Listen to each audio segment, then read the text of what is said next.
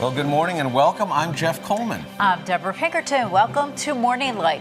We continue to follow the Israel-Iran conflict. Today, the U.S. House of Representatives will receive a classified briefing on Iran. The Trump administration is confident in the success of last weekend's strikes on Iran's nuclear sites. This as Tehran has no plans to resume nuclear negotiations with the U.S. That's a little bit of good news on a Friday. Let's hope that continues. Well, today we are marking an important milestone on this program, 200 episodes. Deborah, can you believe it? I can't believe it. And as much as we'd like to take credit for the success of this program, we know enough about ourselves and about God to give him all the credit and all the glory. And that's right.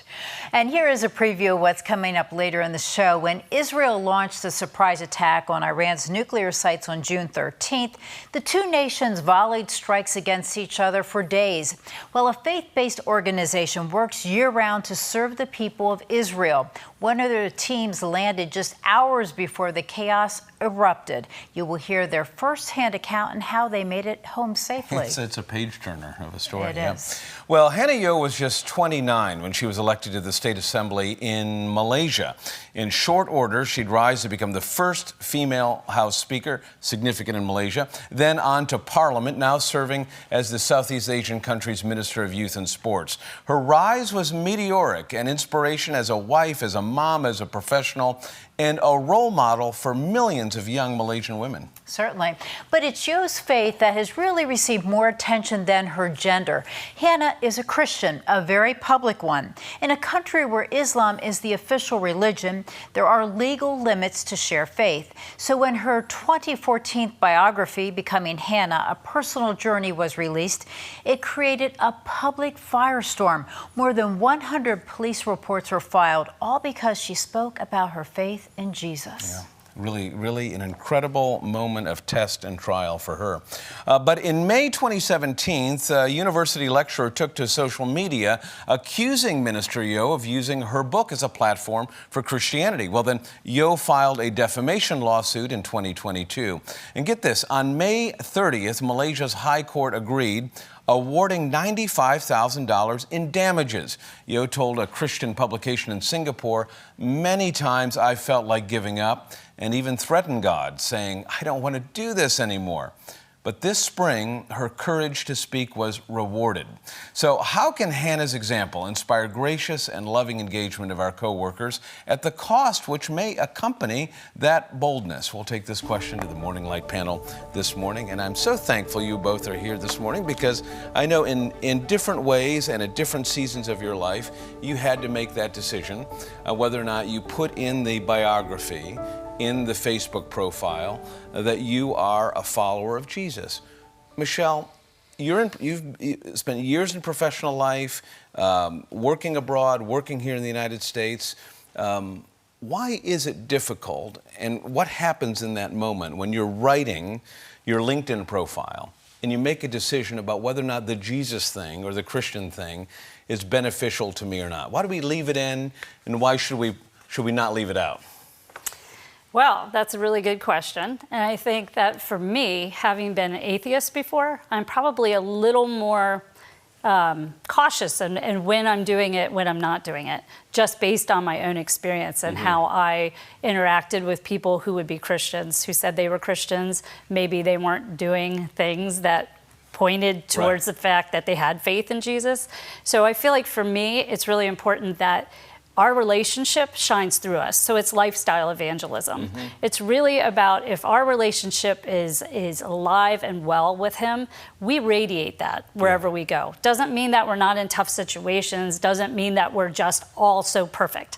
Because I think that when we're pretending to be perfect and we're working through challenges in life, it's okay. God never said our life's going to be perfect when we become a Christian. But if we let our little light shine, you know, then we can't help. If we're in love with Jesus and he's in our life, that just shines out wherever we are, and it gives us a boldness. So I think one of the things people maybe, I know for myself, in the past have been nervous about is just what you said. When do I open up and just say, hey, I'm a Christian? And what I've found is when I'm in love with him and I'm letting him move through me, people are just asking, wow, you look different today. What's going on in your life?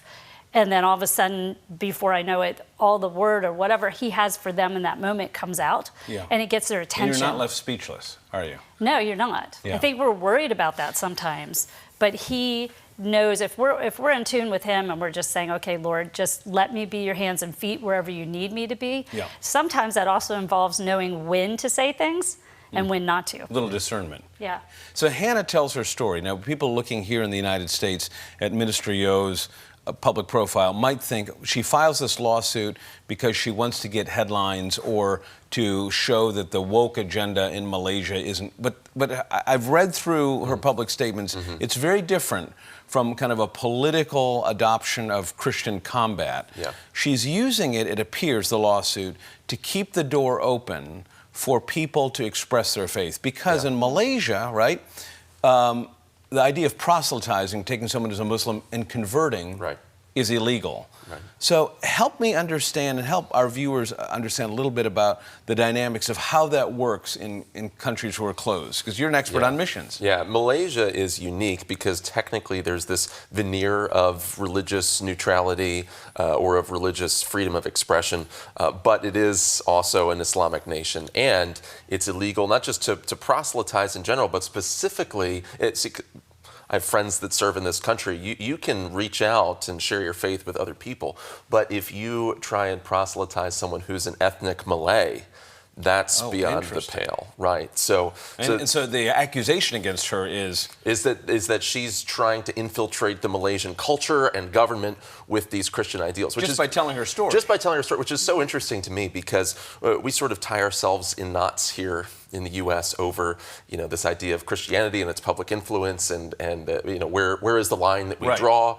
Are we too authoritarian? It is interesting though, as soon as you even start talking about Jesus at all, everyone immediately gets the idea that, like, wait, you're talking about another king, and that's a threat to my authority, or that's a threat to my way of thinking. And it is, right? When we share the good news of Jesus, that is in some way a threat to the powers that be. Because it's fine if Jesus is a moral teacher with sayings, in my heart, quotable sayings, and it's private. Right. But as soon as you cross the line into the public territory, you're asking people to change, right, to follow him. Right, and we see that dynamic in all sorts of closed and restricted access countries for missionaries, and yet people still pressing in and doing bold things. And what's interesting is you can gain influence, you can gain even positions of power, as Hannah has, and you can do that by making yourself a blessing to other people, somebody that they want to keep around, and they realize that things go better for us when we show favor to this person, like Joseph in Pharaoh's court. Right.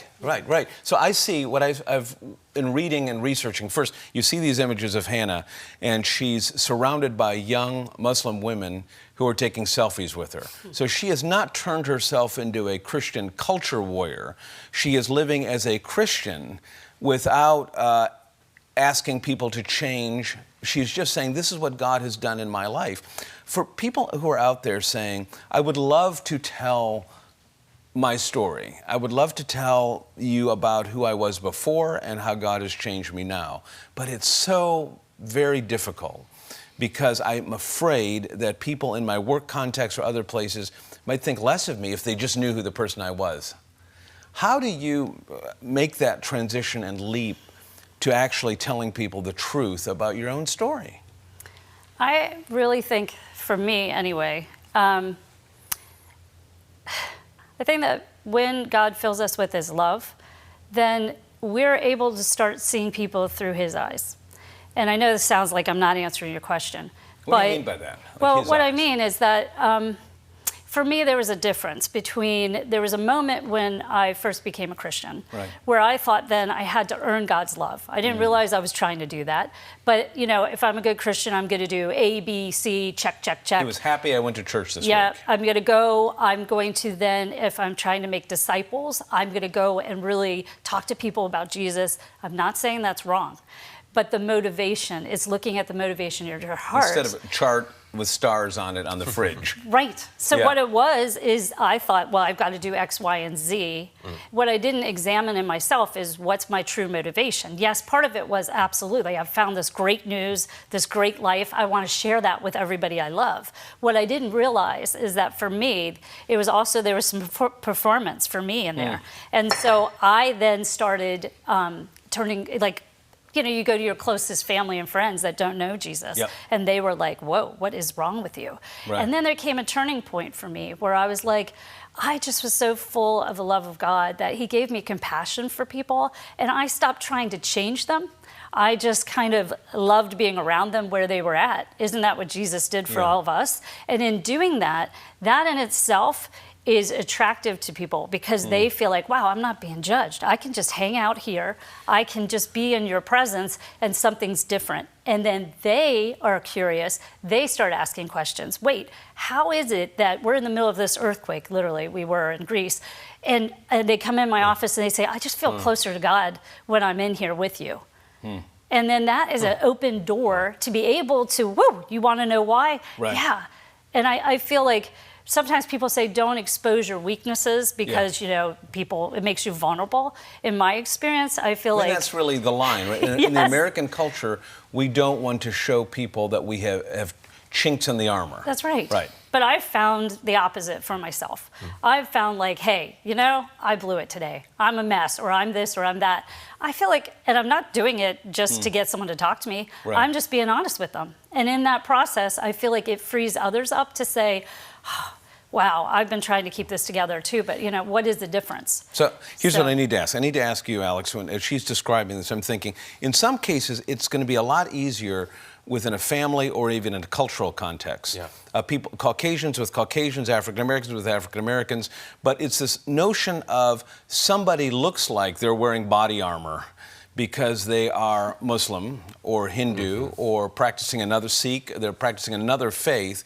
So having that faith conversation is very intimidating, but it's also like, well, why don't we just leave them alone? How do you bridge those gaps in a culture where Walmart and Target and these other places are changing very fast, these environments? Yeah, I would encourage the average sort of, you know, heritage American maybe that's watching this that is maybe a little bit wary of approaching someone that looks very different and clearly believes something different. Just from my own personal experience, especially with Muslims, they're more open to spiritual or religious conversation than my Caucasian neighbor next door is that shares my own culture in so many ways. Because we have this idea that, well, you know, religion and politics, those are the two things. You're a Baptist, I'm a you don't talk Presbyterian, about. this is not going to work. Yeah. Although we're not that far. Yeah, right.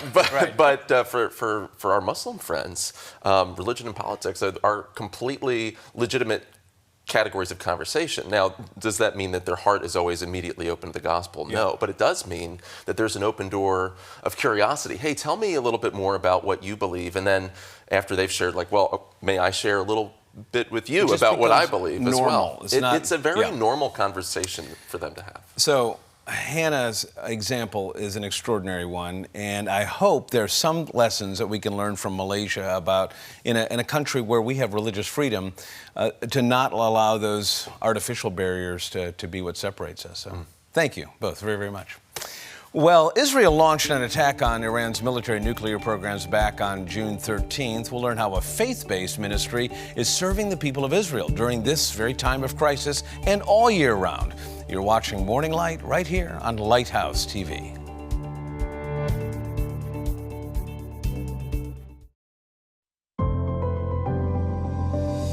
Welcome back. The Friends of Israel Gospel Ministry reaches out to more than 15 million Jewish people around the world. Some were on mission in Israel when the bombings took place. Joining us is Chris Katulka, Vice President of North American Ministries. Chris, thanks so much for joining us this morning. Tell us about the Friends of Israel Gospel Ministry. Yeah, the Friends of Israel was founded in 1938 by Christians in the Philadelphia area who saw what was going on in Eastern Europe with the Jewish community suffering under Hitler's hand. And really, nobody was responding to those Jewish people that were suffering. And so naturally, out of a passion for God's word, these believers in Philadelphia that were businessmen, pastors, Christian women, their passion for God's word led them to have compassion for God's chosen people.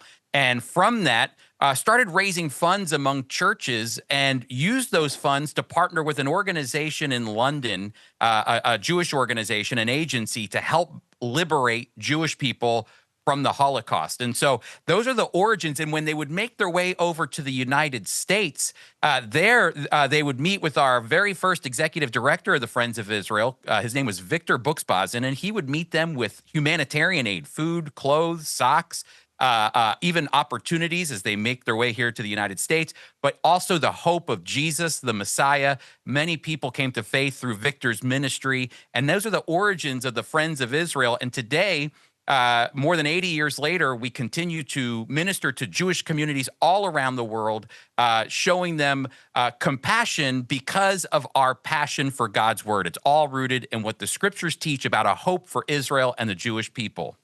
And how does it play out now? Yeah, today we have various ministries all around the world. I get the opportunity to lead our teams here in the U.S. and Canada that are investing in the Jewish community in a ministry of presence to show them that Christians love them, because right now Jewish people feel very isolated and are always concerned if they have friends nearby, or who is their friend. And so we always want to be that constant presence of compassion to them and love, the love of God, the love of Yeshua HaMashiach, Jesus the Messiah in Hebrew. And so that's shown throughout other ministries that we have as we engage with the Jewish community in the U.S. and Canada. We have a medical clinic in Buenos Aires, Argentina, that in the Jewish community there, offering free medical care. We have in Poland ministries that are helping the beleaguered Jewish people in Poland and Ukraine. We have church plants in Israel and teaching resources all throughout the world. Again, we have representatives that are engaging with the Jewish people to show them the love of Jesus globally. And so that's really how it gets worked out on a day-to-day basis with all of our individuals that are serving globally. Oh my goodness, so you are reaching people all over. How do you see that this ministry is making a difference? Two ways. Number one, as I mentioned, I think a lot of Jewish people today, like they did in the 1930s, are looking around and asking themselves a question. Anti-Semitism is on the rise, and anti-Semitism is the hatred, a targeted hatred of the Jewish people.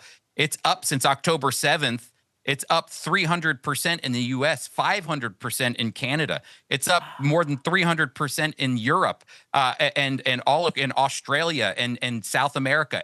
Anti-Semitism is rising, and even in the church as well, which is very fascinating. And so really the way that we see our ministry is a ministry of presence to be able to show them that there is a constant friend that you have, and it's not based on your politics.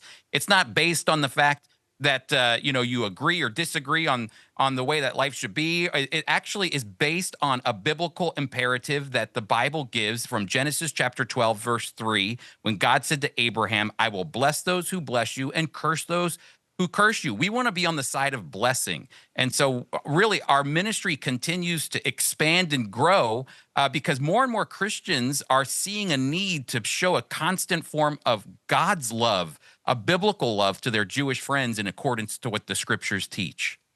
And that's something that we all can do. We can all reach out to our neighbors and show God's love. That's exactly right. Thank you so much for being with us this morning, Chris. Debra, thank you so very much. Coming up next on Morning Light, we heard about the mission of the Friends of Israel Gospel Ministry. Next, we will talk with a team leader who was in Israel when the bombing started earlier this month. Stay with us. We're back in 1 minute.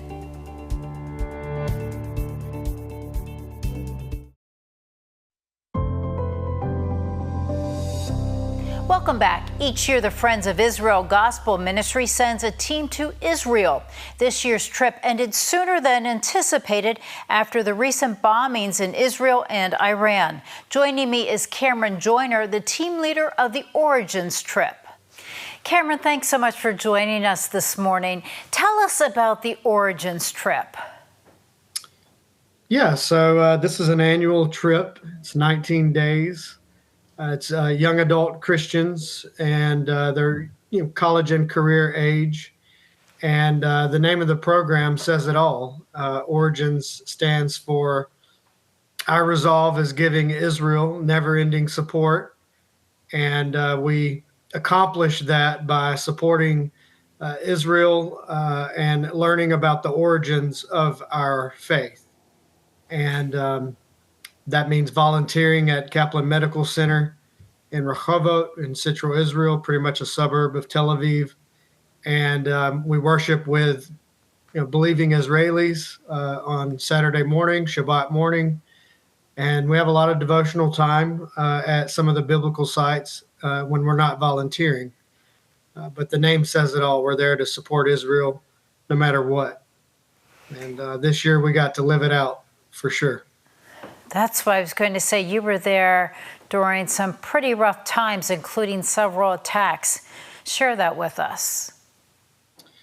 Yeah, so it's crazy. We got there before the war started, about 12 hours before the war started. And as the Lord would have it, we left after the ceasefire was announced. So there for the whole thing. And it was pretty surreal because I found out at 3:30 in the morning. My wife called and she told me through tears that Israel was locked down. And I immediately started investigating this. And thankfully, I was one of the first to find out so that I could start preparing for this spiritually and preparing the team and really taking some time with the Lord on how we were going to respond to this. But we were thrust into the reality that Israel lives with often. And you're sheltering for dear life. It's crazy. You're sheltering for dear life in 1 minute, and then the very next you're late for work. And you're sleep deprived, and your future's uncertain, your immediate future, and you're desperate for a solution for you and everybody around you. And for us as believers, we really had to recognize this biblical truth that God is in control. I might be the team leader here, but I am not in control. And that is very apparent as soon as you realize the circumstances you're facing, which we should always, be living that out. But we really had to put faith over fear and depend on his word. And the team did this despite a lot of difficulties. And the hospital coordinator that has us there, her quote really encouraged me. She said, before we left the hospital, you did this with light on your faces. And that makes it all worth it. So that I'm very proud of the team and how the Lord used them. They're very resilient, just as resilient as Israel itself is. And you say, God is in control. It's easy to say it, but when you're actually in that situation, I can't imagine it. Talk to us. You were in bomb shelters then. Yes. It becomes a very huge apparent reality that you are not in control, especially when you're in a bomb shelter. And we should live this out all the time. It shouldn't take a bomb shelter to point that out to us. But yes, these weren't the usual rockets from Hamas that I've experienced before in the spring. These were ICBMs. These are hypersonic, and you can sometimes feel the vibrations in the room, and there's the continuous sound of thunder without interruption outside. And sometimes you hear some loud hits. You're not sure if it got through or if this was the Iron Dome or David's sling taking care of it. But those loud hits make people anxious, and you find people dealing with shell shock. They have a saying in Israel that it's not PTSD, it's TSD. The P in post-traumatic stress disorder implies that it's over, and Israel constantly lives with this traumatic stress. And so we got a taste of that. But you were able to fly home safely. Yes, we left Sunday for Jordan through the Allenby crossing, just north of the Dead Sea, and we were in Jordan for a few days, awaiting the first flight out from Amman to JFK in New York City, and from there the team dispersed to their various homes around the country. So glad that you made it safely home, Cameron, and thank you so much for sharing this with us this morning. Thank you for having me. For more information about the Friends of Israel Gospel Ministry, visit foi.org. Stay with us. We are back right after the break.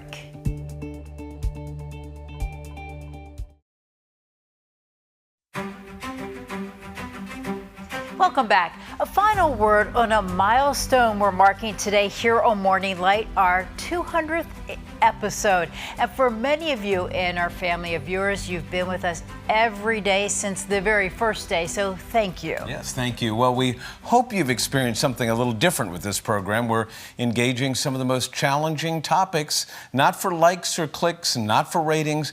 We design every show with a reminder that no matter how challenging the circumstances, from that stack of unpaid bills to the threat of war in the Middle East to a difficult diagnosis, God is faithful. His promises are holding you, our country, and the world in His hands. So thank you for watching and choosing faith and hope over fear and anxiety. And here's the plan. We'll look for you back here on Monday for episode 201. Until then, go check on your neighbors, and God willing, we'll see you back here again soon.